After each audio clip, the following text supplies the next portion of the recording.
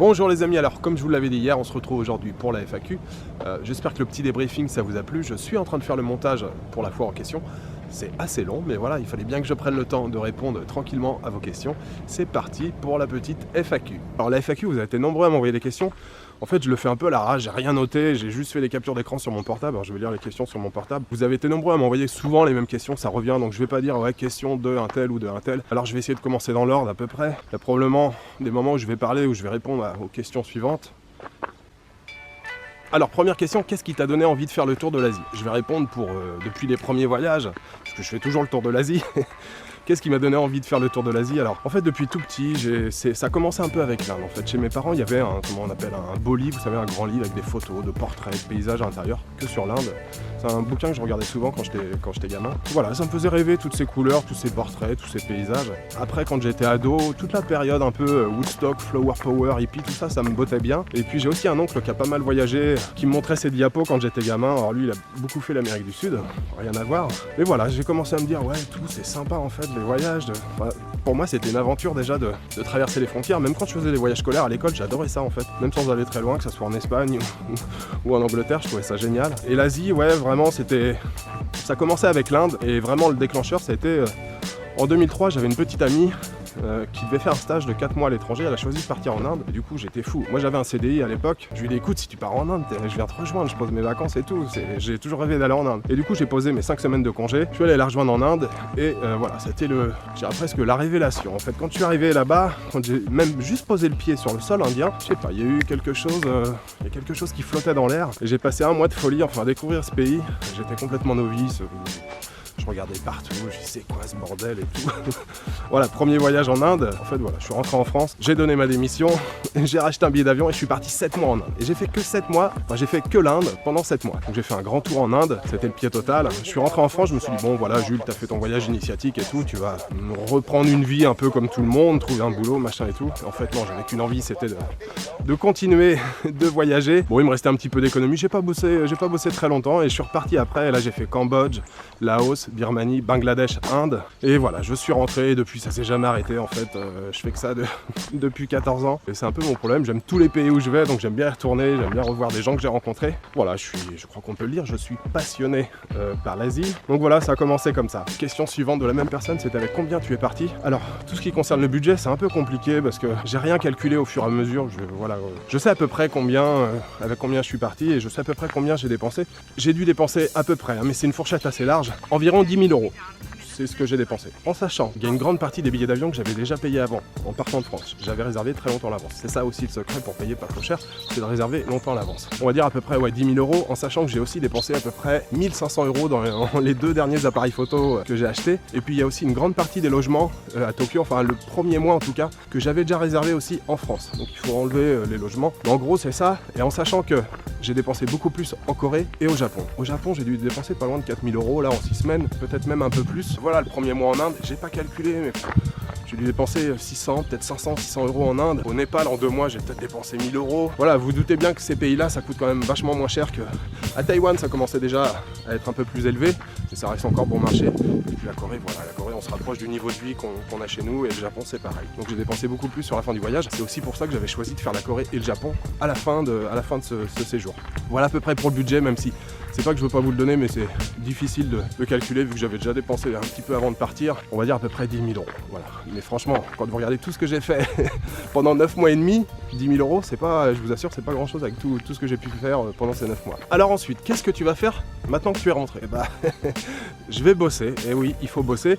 On m'a posé la question plusieurs fois pendant le voyage. Ouais, c'est quoi ton secret pour voyager aussi longtemps et tout? Bah, mon secret, ça s'appelle le travail, tout simplement. Alors, je travaille en intérim, bien sûr, quand je suis en France, et ça fait 14 ans que je bosse comme ça. Donc oui, je vais rebosser et je commence à bosser lundi. Après 10 mois d'inactivité. Pour vous expliquer, je sais qu'il y a plein de gens qui sont curieux, qui veulent savoir. J'ai la chance de bosser dans la même boîte depuis quasiment 6 ans maintenant. Grande boîte de pneumatiques, Michelin et je bosse en intérim chez eux. Voilà, c'est cool. En fait, pour être franc, j'ai passé juste un coup de fil il y a 2 jours. Hein. Ils m'ont dit bon bah tu viens lundi. Donc c'est cool, je recommence à bosser lundi. Par contre, quand je bosse, je fais beaucoup d'heures sup. C'est aussi pour ça que ça marche bien. Ils savent que je suis prêt à faire des heures. Eux, ça les arrange quand ils ont des besoins. Moi, ça m'arrange aussi. Il faut remettre de l'argent de côté et bien sûr, je vais repartir en voyage. Ça, je pense que c'est une évidence. Je pense qu'il y a beaucoup de gens qui s'en doutaient. J'ai pas encore réfléchi à la destination, même si j'ai des petites idées et tout, mais il faut un peu de temps pour réfléchir à tout ça. Alors, question suivante, combien de temps tu as bossé pour ce voyage de 9 mois? Alors l'année dernière, je suis resté 1 an en France. C'est la première fois que je restais aussi longtemps. Je suis resté 1 an. En fait, il n'y a rien de régulier. Hein. Je peux pas vous dire ouais, je reste 6-7 mois ou 8 mois, 10 mois en France. En fait, ça dépend des pays que je vais visiter, donc il me faut des budgets différents. Il y a des fois, je vais travailler plus longtemps, des fois moins longtemps. Si je rentre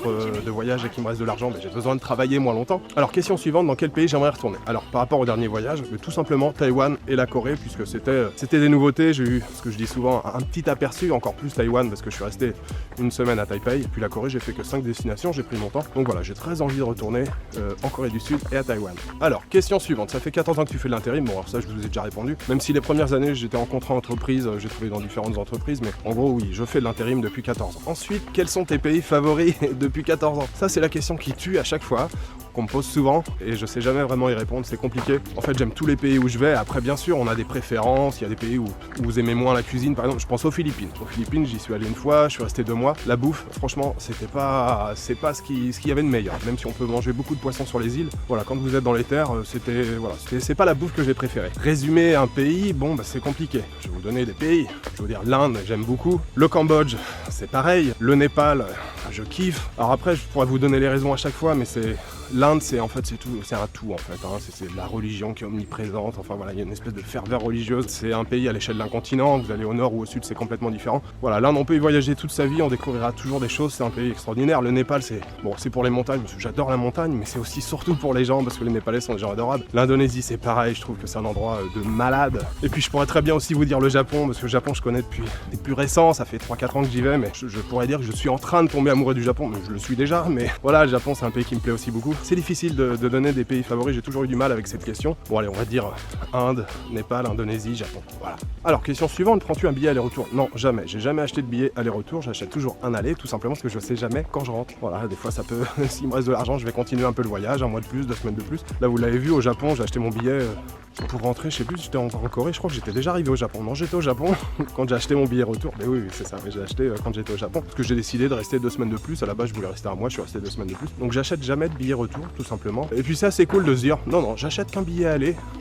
Ça, c'est sympa. Ensuite, j'avais une question sur les banques. Alors là, je vais pas vous donner beaucoup d'informations parce que honnêtement, moi, j'ai jamais fait d'effort pour rechercher les commissions les moins élevées et tout. Je sais qu'il existe certaines banques qui proposent carrément des cartes en fait où il n'y a pas de commission à l'étranger. Et honnêtement, en fait, j'ai jamais fait trop d'efforts là-dessus. Je suis un peu con parce que je paye des commissions à chaque fois que je fais les retraits. J'ai une carte Visa Premier. J'ai jamais eu de problème pour retirer. Bah, j'ai jamais eu de problème. Si vous l'avez vu cette année au Népal, ils ont bloqué ma carte parce que le Népal est sur la liste des pays où il y a des fraudes, des choses comme ça. Bon, ça c'est un problème avec ma banque. Mais sinon, je veux dire, la carte Visa Premier, c'est une gold, vous savez, dorée.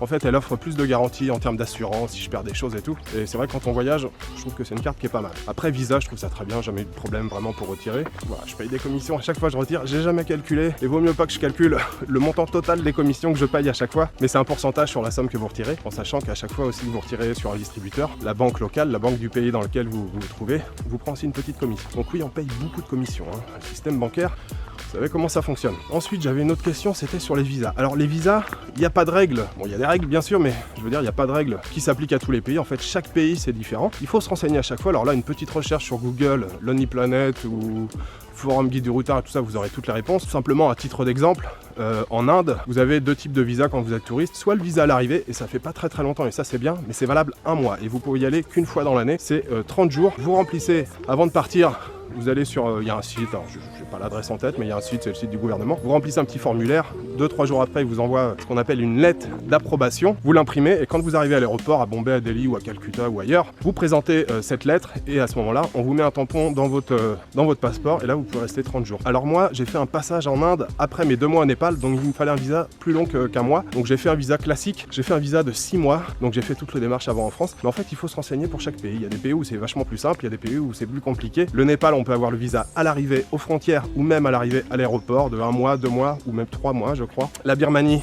bien plus simple qu'avant. Avant il fallait le visa avant. La Birmanie en ligne sur le site du gouvernement, pareil, lettre d'approbation, vous présentez quand vous arrivez à l'aéroport, on vous met le tampon. C'est 28 jours. Après les durées c'est pareil, hein, ça change en fonction des pays. Ça peut aussi changer en fonction de votre nationalité. Le Cambodge, visa à l'arrivée à l'aéroport ou même aux frontières, 1 mois. Voilà, il y a plein de pays qui changent. La Corée, le Japon, Hong Kong, la Malaisie, tous ces pays-là, pas besoin de visa en tant qu'Européen. Vous pouvez rester 90 jours dans le pays et c'est gratuit. Alors voilà, il faut se renseigner à chaque fois pour chaque pays. Alors question suivante, c'était concernant mon appartement. Oui, je déménage à chaque fois parce que je pars entre 6 mois et 9 mois. C'est plutôt même souvent depuis quelques années 7-8 mois. Donc je déménage à chaque fois parce que ça me fait chier. Je veux pas payer un loyer pendant 7 mois alors que j'occupe pas l'appartement. J'habite à la campagne.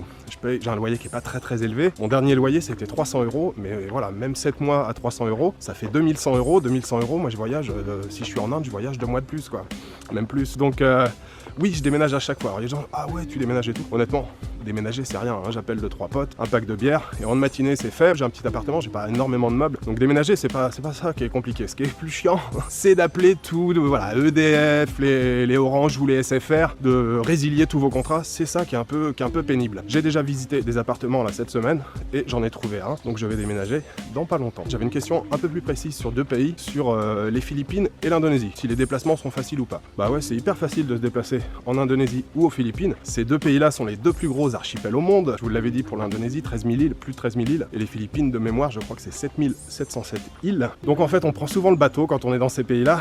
Il y a des bateaux pour aller d'île en île. Alors soit des petits bateaux, soit des plus gros, soit des ferries. Mais en fait, c'est relativement facile de se déplacer. Même ces 2 pays-là ont 2 compagnies nationales low cost. Lion Air en Indonésie, vous pouvez aller quasiment partout. Et puis Cebu Pacific Air aux Philippines. Pareil, vous pouvez sauter d'île en île, mais c'est relativement facile de se déplacer. Et puis quand vous êtes sur une île, bah après il y a des bus partout. Alors, même souvent les bus prennent les ferries, vous pouvez réserver des trajets en bus qui prendront le bateau ensuite. Même des compagnies de ferries ont des sites internet où vous pouvez réserver ou au moins avoir les horaires. Après bien sûr dans ces pays-là, bah, il y a des typhons, il y a des tempêtes, donc des fois ça peut changer un peu les horaires de ferry. Après les temps de trajet peuvent être un peu longs, hein. Les ferries ça va pas super vite. Des fois il y a des speedboats, ça dépend. Le plus rapide bien sûr c'est l'avion, mais c'est le plus cher, mais c'est aussi le plus polluant. Alors question suivante, pourquoi j'ai pas fait de vidéo lors des précédents voyages? Tout simplement parce que j'adore la photo, je suis un fou de photo et j'ai toujours fait de la photo jusque là. Vidéo j'en avais jamais fait. J'ai des appareils, des réflexes numériques, vous savez, des Canon 5D Mark II, si ça parle à plusieurs d'entre vous. Alors de temps en temps ça m'est arrivé de faire des petites séquences de vidéos, mais je n'ai jamais vraiment filmé. Voilà, j'ai toujours fait plein de photos depuis 14 ans. S'il y en a que ça intéresse, vous allez jeter un coup d'œil sur le site flickr.com, pour ceux qui connaissent.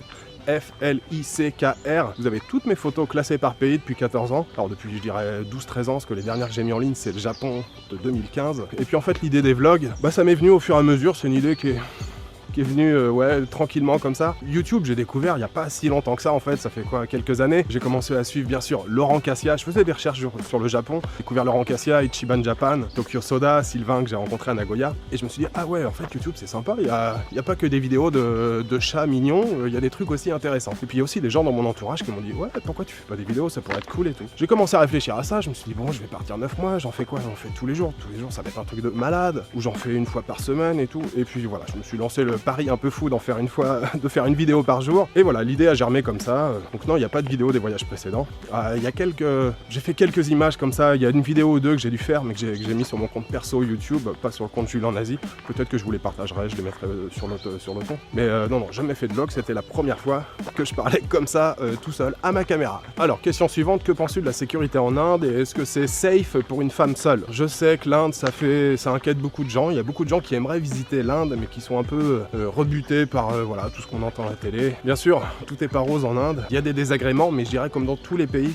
Et après, c'est une question de bon sens. Voilà, vous gardez toujours un œil sur votre sac. Il y a bien un pays qui passe à travers de toutes ces recommandations. C'est le Japon, mais le Japon, c'est à part pour ça. Mais sinon, dans tous les pays où vous allez, il faut être vigilant. Vous gardez toujours un œil sur vos sacs. En tout cas, moi, c'est ce que je fais tout le temps. Quand je suis dans un tuk-tuk et que je suis seul à l'arrière du tuk-tuk, mon sac, je le mets entre mes jambes. Parfois même, je passe, vous savez qu'on appelle ça une lance autour de mon pied. Enfin voilà, il faut être vigilant et en Inde, bah voilà, c'est la même règle qui s'applique à tous les autres pays, Il faut être vigilant. Alors bien sûr, il y a des arnaques dans les villes très touristiques. Je pense à Jaipur par exemple, où il y a des arnaques avec des pierres précieuses, des choses comme ça. Après, quand on n'y connaît rien en pierre, bah on n'achète pas. Et puis on refuse poliment. Je vais être honnête avec vous, c'est vrai qu'en Inde, les gens, les vendeurs dans la rue, ambulants et tout ça, ils ont tendance à pousser un peu et à insister. Mais il faut refusez, insistez aussi un peu de votre côté. Voilà, après en tant que femme seule, je comprends tout à fait le sens de la question. Et moi c'est une chose que je conseille à toutes les femmes qui veulent aller en Inde, c'est de porter une alliance, si vous n'êtes pas marié évidemment, mais c'est de mettre une alliance. Les Indiens, en tout cas les Indiens qui sont un peu, on va dire, un peu trop envahissants, ils regardent ce genre de choses, donc portez une alliance.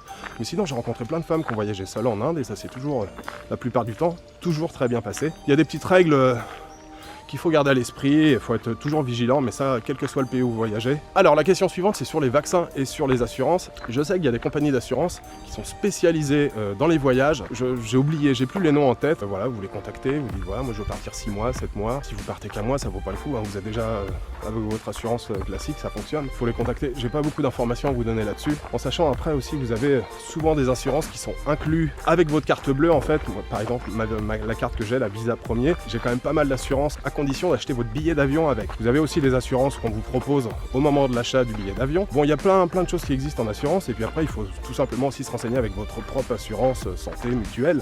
Ils ont aussi des choses à vous proposer. Moi je fonctionne juste avec mon assurance perso. En ce qui concerne les vaccins, alors là c'est pareil, je vais pas vous être d'un grand secours, je fais pas de vaccin. Alors j'en ai fait le tout premier voyage quand je suis parti 7 mois, j'avais fait tout.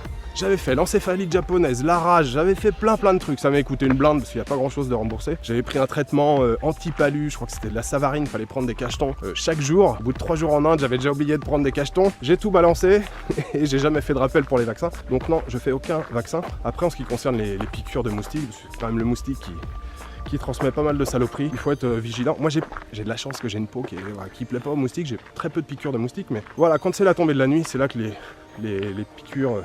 les moustiques piquent le plus, donc voilà, il faut vous couvrir. Dans tous les pays en Asie, on a souvent des, je sais pas comment on appelle ça en français, en anglais on dit mosquito coil, genre ça ressemble un peu à de l'encens comme ça enroulé. Voilà, vous achetez des paquets, vous les trimballez avec vous, vous arrivez, même dans les restaurants, souvent ils en ont. Essayez de vous protéger un maximum des moustiques. Après, c'est des règles de base, mais ça semble évident ce que je vais dire, mais une hygiène corporelle rigoureuse en voyage tout le temps, il faut être très prudent là-dessus. Prendre soin de ses pieds, moi je sais que je prends très soin de mes pieds parce que je marche en tongs tout le temps et les pieds c'est ce qui vous sert à vous déplacer. Dans les pays humides, simplement une petite égratignure peut mettre pas mal de temps à cicatriser avec le taux d'humidité qu'il y a dans l'air. Alors question suivante qui est une grande question, enfin en tout cas qui demande une grande réponse, mais je vais essayer de résumer ça rapidement. Tu voyages jamais ailleurs, pourquoi tu voyages toujours en Asie? Alors je vous l'ai dit un petit peu comment ça avait commencé. L'Asie c'est un continent qui me fascine et quand je commence à accumuler un certain montant sur mon compte en banque et que je commence à regarder les billets d'avion, c'est toujours vers l'Asie que je me dirige. Voilà, j'aime l'Asie, c'est... Alors ça se résume pas comme ça en quelques mots, mais bon, voilà, on a parmi les pays les plus peuplés de la planète, entre la Chine et l'Inde, il y a toutes les grandes religions qui sont représentées, il y a une diversité de paysages de ouf. Si vous regardez tous les sites dans le monde qui sont classés au patrimoine mondial de l'UNESCO, il y en a une grosse partie qui se trouve en Asie. Voilà, c'est un continent qui est fascinant, c'est pour moi une grosse mosaïque de culture. Si je compare par exemple à l'Amérique du Sud, où quasiment tout le monde parle espagnol, à part le Brésil où ça parle portugais, tout le monde est catholique. Voilà, vous arrivez en Asie, vous avez toutes les grandes religions, le plus gros pays musulman, l'Indonésie, pays hindou, Inde, le bouddhisme entre la Chine et tout le sud-est asiatique. Il y a des choses fascinantes en Asie. Après, il y a tout ce qui est culture, le zen, la cuisine asiatique que j'adore, les paysages de malade, le plus gros archipel au monde, Indonésie, Philippines. Voilà, en Asie, pour moi, c'est le continent, ou même d'un point de vue économique, je veux dire, c'est le continent qui bouge, qui se développe à vitesse grand V. Tout change très vite. C'est des pays qui sont faciles à visiter. On peut faire des petits sauts de puce entre les pays, parfois même traverser les frontières entre la Thaïlande, le Laos, le Cambodge et le Vietnam. Et voilà, je suis complètement accro à l'Asie. Même des gens qui m'ont dit, toi, dans une vie intérieure, t'étais un moine asiatique. Alors, autre question, mais c'était quasiment la même question. Est-ce que l'Amérique du Sud, ça te tente pas? Demain, tu me dis, ouais, ça te branche d'aller au Pérou, on va au Pérou ensemble. Je serais super content d'aller au Pérou. Alors, c'est vrai que non, je concentre toujours les pays sur l'Asie. Mais un jour, je pense que j'irai en Amérique du Sud, un jour, j'irai en Afrique. Je me dis que si je commence à découvrir l'Amérique du Sud, je suis reparti pour 15 ans de voyage en Amérique du Sud, peut-être. Ensuite, une autre question où j'ai déjà un peu répondu, c'était comment tu gères ton budget en voyage et est-ce que tu l'as pas dépassé? Alors non, je l'ai pas dépassé, il me reste un petit peu d'argent. Quand je rentre en France, il faut quand même se retourner quand on récupère sa voiture, il faut faire plein d'essence, il faut payer l'appartement, un loyer de caution, enfin voilà. Après, comment je gère mon budget? Honnêtement, il n'y a pas vraiment de technique plus que ça. Là, simplement, je vous l'ai dit tout à l'heure, j'avais gardé la Corée et le Japon pour la fin parce que je sais en plus que c'est les pays qui coûtent le plus cher, donc je préférais terminer par ces pays-là. Parce que j'aurais commencé par le Japon, j'aurais peut-être bien explosé le budget. C'est plus facile de faire dans ce sens-là. Mais après, j'ai l'habitude d'aller en Inde, donc je sais à peu près ce que ça va me coûter si je reste un mois en Inde. En fait, c'est vrai que je me pose jamais vraiment la question, mais je sais qu'avec un certain montant, c'est suffisant pour voyager. Et si vous l'avez vu pendant les vlogs, je me suis toujours fait plaisir. Il n'y a pas un jour où je me suis dit ah, faut que je fasse attention à mon budget, ou ça coûte trop cher et tout. Si j'ai envie de manger un truc, je le mange. Après, bien sûr, je dors pas dans des hôtels 5 étoiles, même si ça peut m'arriver de temps en temps, une fois comme ça, une nuit. Parce que ce que je veux, c'est un endroit qui soit propre. Après, ça peut être une table, un lit et une ampoule au plafond. Ça me suffit très très bien. Si c'est propre, ça me va très très bien. Et évidemment, ça coûte moins cher qu'une chambre dans un hôtel 5 étoiles. Ensuite, j'avais une question sur le métro au Japon et le métro à Tokyo. Est-ce que c'est pas un peu galère? Alors évidemment, quand on arrive la première fois, mais c'est comme tout, quand on arrive la première fois, on cherche un peu et tout. Mais honnêtement, le métro à Tokyo et même au Japon, dans les autres villes japonaises, franchement c'est très très bien organisé. En fait, ce qu'il faut, c'est simplement ouvrir grand ses yeux, regarder, lever la tête. Effectivement, quand on arrive pour la première fois au Japon, qu'on débarque à Tokyo, à la station de Shinjuku, qui est la plus grosse station de métro au monde, voilà, il y a des sorties de tous les côtés, il y a des lignes qui passent dans tous les sens, c'est sur plusieurs niveaux. Voilà, c'est le bordel, même encore aujourd'hui, même si je connais, ça m'arrive de me perdre dans la station de Shinjuku ou de chercher la sortie, pas me perdre, mais chercher, voilà, passer un peu de temps, chercher une sortie. Mais honnêtement, non, le métro au Japon, c'est vraiment cool. Après, la petite subtilité à Tokyo, c'est qu'il y a des lignes qui sont gérées par la Japan Railway, mais il y a aussi des compagnies privées. Ce que je vous conseille fortement, mais c'est ce que tout le monde fait, vous comprendrez vite une fois sur place, il faut prendre une carte en fait, une carte qui vous permet de prendre le métro, j'en ai parlé dans les vlogs. Alors à Tokyo, il y a 2 cartes, Passmo ou Suica. Ces 2 cartes vous permettent d'emprunter quasiment toutes les lignes, ça vous permet de gagner du temps et surtout ça vous évite de vous arrêter dès que vous rentrez dans la station, d'aller à la machine. En plus, il faut regarder l'endroit où vous voulez aller, il faut regarder le prix que ça coûte. Enfin, vous passez tout un moment à acheter votre ticket, là vous avez la carte, vous remettez du crédit au fur et à mesure, vous mettez, moi je mets généralement 2000 yens, 1000 yens, et en fait vous passez sur la borne, boum, et vous pouvez emprunter toutes les lignes de métro, donc là vous gagnez déjà beaucoup de temps. Après bah voilà, il faut regarder les plans, et sinon la solution de facilité, c'est simplement d'avoir Google Maps. Si vous avez de la connexion, des data ou un pocket Wi-Fi avec vous, Google Maps, il vous calcule tout, il vous donne même le quai, pas toujours, mais il vous donne même le quai de temps en temps où il faut aller, avec les horaires, le prix, les correspondances, tout. Donc voilà, si ça vous semble un peu compliqué de lire un plan, vous prenez Google Maps, vous aurez toutes les informations. Donc non, c'est un vrai bonheur de se déplacer dans des villes comme Tokyo ou Osaka, ou enfin toutes les villes où il y a le métro. Question suivante, quel matos tu utilises? Alors j'ai utilisé 3 appareils photo différents pendant ce voyage. Le premier c'est un Panasonic LX100, le deuxième que j'ai racheté LX15 et le dernier que j'ai acheté Canon G7X Mark II, dont je suis très content, la stabilité est vraiment excellente. Et je filme en 50 images secondes, 50 FPS. FPS, c'est en anglais, ça veut dire frame per seconde, image par seconde. Donc 50 images par seconde. J'avais commencé le début du séjour, je filmais en 25 images secondes, donc c'est deux fois plus d'images par seconde, et c'est vrai que c'est mieux. Et dernière question, vas-tu continuer à faire des vlogs? En toute honnêteté, je m'étais même pas posé la question, j'ai pas réfléchi du tout. Quand je suis parti, moi le challenge, le défi, c'était de faire des vidéos pendant 9 mois et demi. Je vous le dis, je vais probablement continuer, je suis même sûr, je vais continuer de faire des vidéos parce que j'ai kiffé, j'ai adoré échanger avec vous et partager tout ça. Après, le rythme, je pense que le rythme va changer, la fréquence des vidéos va changer. 9 mois et demi, tous les jours, c'est trop long et c'est très fatigant. Donc je suis en pleine réflexion, j'ai rien décidé. Est-ce que je vais voyager aussi longtemps? Est-ce que je ferai pas des voyages peut-être plus courts? Ou après, tout simplement, faire une vidéo par destination, faire une vidéo, je reste 3-4 jours à Tokyo, une vidéo à Tokyo, une vidéo à Bombay, une vidéo à Vientiane au Laos, j'en sais rien. Ou une vidéo tous les 2-3 jours, ou tout simplement ne rien annoncer et de sortir des vlogs comme ça de temps en temps, quand j'ai un peu de matière, je fais. Enfin, il faut que je réfléchisse à tout ça, mais oui, il y a de grandes chances que je continue à faire des vlogs. Et puis, à court terme, là, plutôt dans les semaines à venir, dans les mois à venir, évidemment, je vais bosser, mais alors j'ai encore le top 5 sur la Corée, le top 5 sur le Japon à sortir. Et puis, j'ai plein de matière, là, j'ai plein d'images. Je vais probablement faire des petites vidéos de genre 3 minutes à Tokyo, 3 minutes à Bombay, 3 minutes à Phnom Penh. J'ai plein de matière comme ça et j'adore les images avec la musique. Donc je vais probablement faire plein de petites vidéos comme ça, des petites séquences. Après oui, pourquoi pas faire une vidéo sur les billets d'avion, comment je m'organise, je sais pas, comment les petites techniques, qu'est-ce que j'utilise en voyage. Voilà pour cette FAQ. Je sais pas combien de temps j'ai parlé là entre le débriefing et la FAQ, mais j'ai beaucoup parlé. Alors en tout cas, pour terminer cette petite vidéo, je vous remercie encore une fois d'avoir été aussi nombreux à suivre toute cette aventure. Vraiment, c'était du bonheur, je vous l'ai dit plein de fois, je vais encore le répéter, mais c'était génial de partager tout ça avec vous. Je vous retrouve très bientôt pour le top 5 sur la Corée. Ciao!